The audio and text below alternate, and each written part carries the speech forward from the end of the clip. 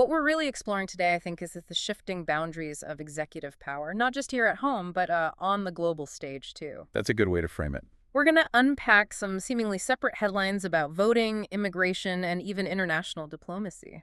Okay, let's unpack this. So let's start with some significant domestic policy moves, specifically the future of voting in America. Right. President Trump has recently declared he intends to sign an executive order for nationwide voter ID. Which is a big deal.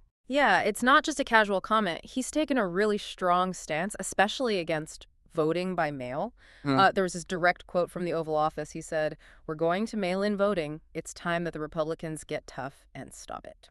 Pretty unambiguous language there. It sounds like a really significant push, Yeah. potentially changing how elections might run across the country. But what really struck me was using an executive order for something like this seems fundamental. Well, what's truly fascinating here, if we kind of dig beneath the surface, is the timing, the strategic context. Okay. This declaration about voter ID and mail-in voting, it isn't happening in a vacuum. Right? It comes just as the administration is facing, well, several pretty significant legal setbacks, Stacks on what? specifically regarding other uses of presidential authority. So, for instance, a federal judge recently blocked the administration from expanding fast-track deportations. Okay, fast track. Remind us what that means exactly. Sure. So fast-track deportations, they essentially let the government bypass this standard immigration court process for certain non-citizens. It makes removal much quicker. Right. So blocking that expansion, that's a significant curb on executive power. It forces the administration back towards, more traditional judicial oversight. And at almost the same time, a federal appeals judge put the administration's emergency powers for implementing tariffs in jeopardy. The trade tariffs? Section 232, is that That's right? one. Section 232 of the Trade Expansion Act. It lets the president impose tariffs for, quote, national security reasons. And the legal challenge there isn't just about trade policy itself. It's really about the scope of the president's power to define what counts as a national security threat, sort of unilaterally. Got it.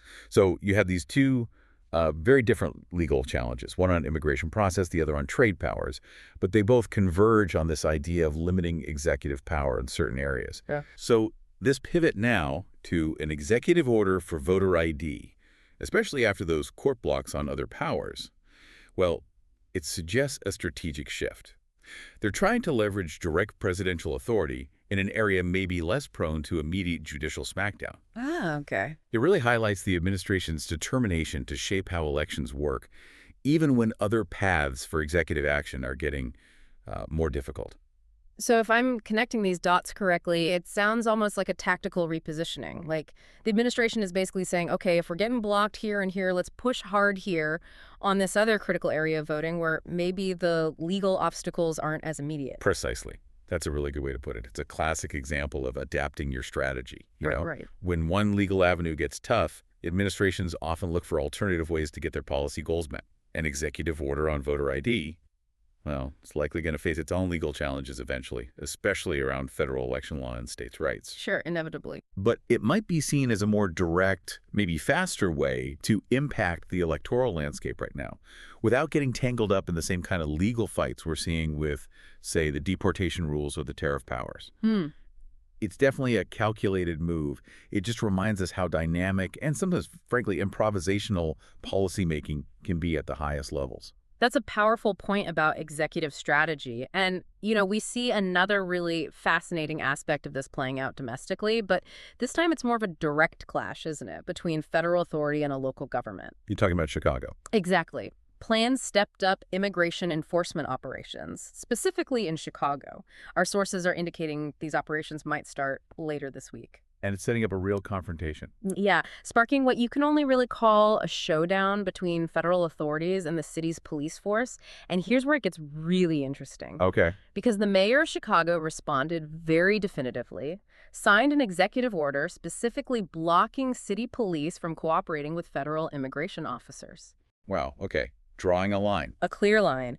And the mayor's rationale was pretty direct. Quote, "We will not have our police officers who are working hard every single day to drive down crime deputized to do traffic stops and checkpoints for the president." That's quite a statement. It's a bold move, right?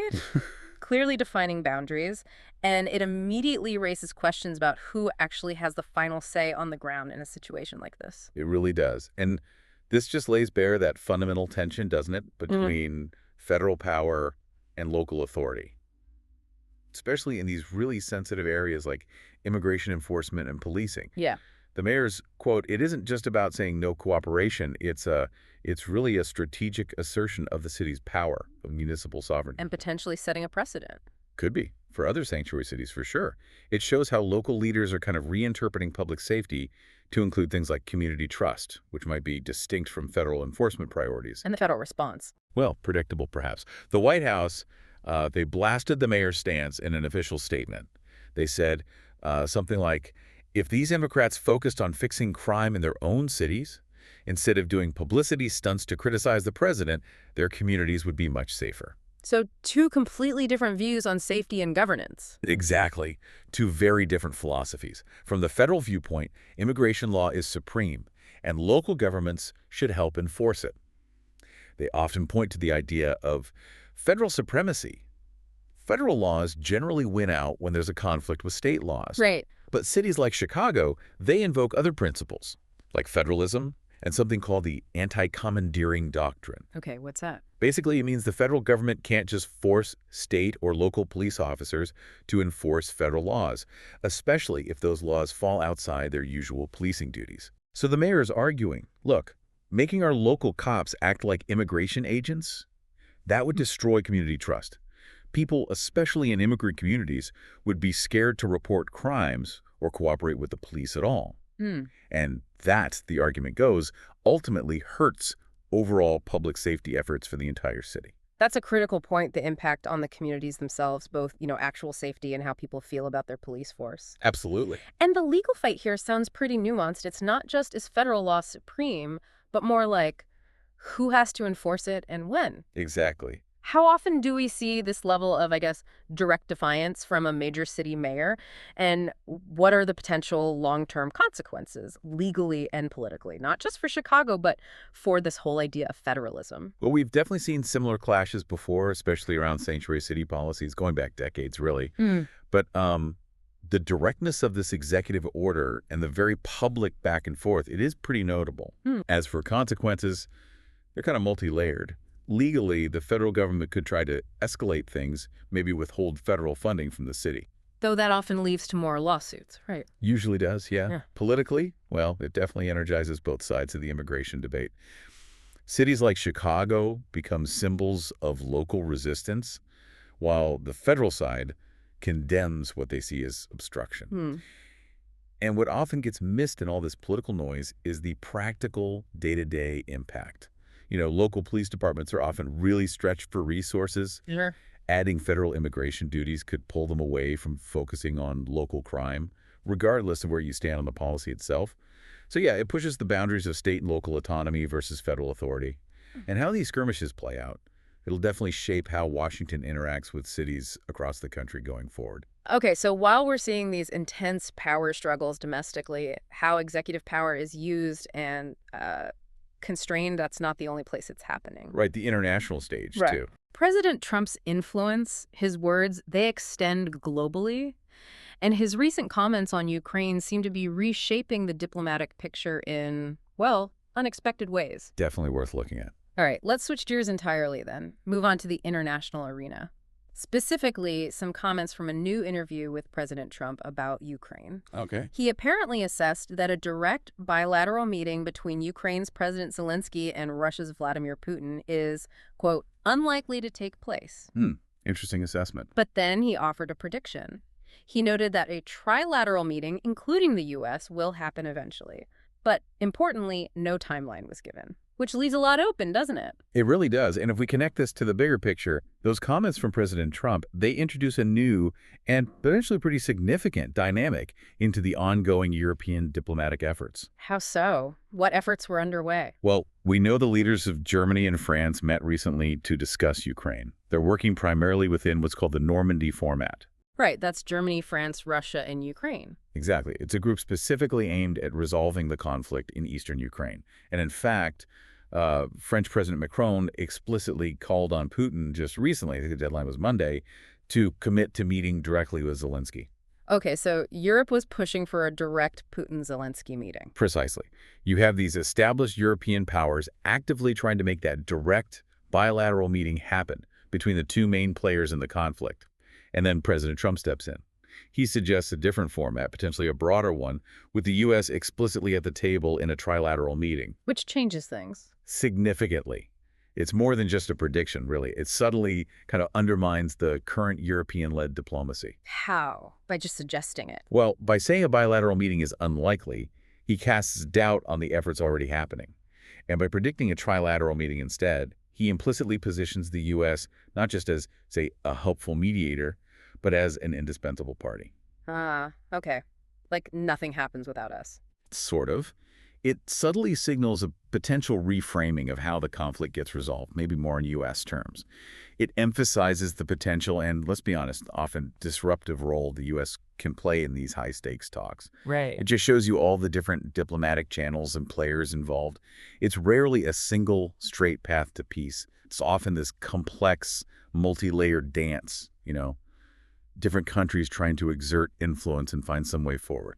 That's a crucial distinction. A bilateral meeting keeps the focus tight on the two main antagonists, but adding the U.S. to make it trilateral, that inevitably shifts the power dynamics, doesn't it? Absolutely. It makes the U.S. less of a background supporter for European efforts and more of a central, possibly the decisive figure. Potentially, yes. So what about the no timeline part? What does that signal in the world of international diplomacy? Is it just an open-ended thought, or is there strategy behind that too? Oh, no timeline can definitely be a strategic tool. It gives the U.S. maximum flexibility, right? It doesn't commit them to following through immediately. It kind of puts the pressure, maybe, on other parties to create the right conditions for such a meeting. I see. It leaves room for the U.S. to jump into the negotiations on its own terms, its own timing, rather than being tied to, say, a European schedule or agenda. Right. So for you, the listener, it's important to see how even just a prediction from a world leader can reshape expectations, can shift the diplomatic landscape itself. Yeah. These statements, they aren't just observations. They're often active moves in a really complex geopolitical chess game. They directly impact the momentum, the direction of international talks. The message seems clear then. In this administration's view, no lasting solution in Ukraine happens without the U.S. at the head of the table, regardless of what Europe is doing. That seems to be the underlying message, yes, irrespective of other ongoing efforts. It really is a delicate dance, isn't it? Where every statement, every prediction just carries enormous weight. It certainly can. So what does this all mean for you? We've just walked through three pretty distinct developments, but like we said at the start, they all seem to circle around this central theme of executive power and its limits, its boundaries. From the proposed mechanics of voting that push for a nationwide voter ID revealing a strategic shift in how presidential authority might be used domestically. Right, adapting to legal challenging. To that intense local federal power struggle over immigration enforcement in Chicago, which just lays bare the contested nature of federalism, even the definition of public safety. Yeah, who decides what keeps a community safe?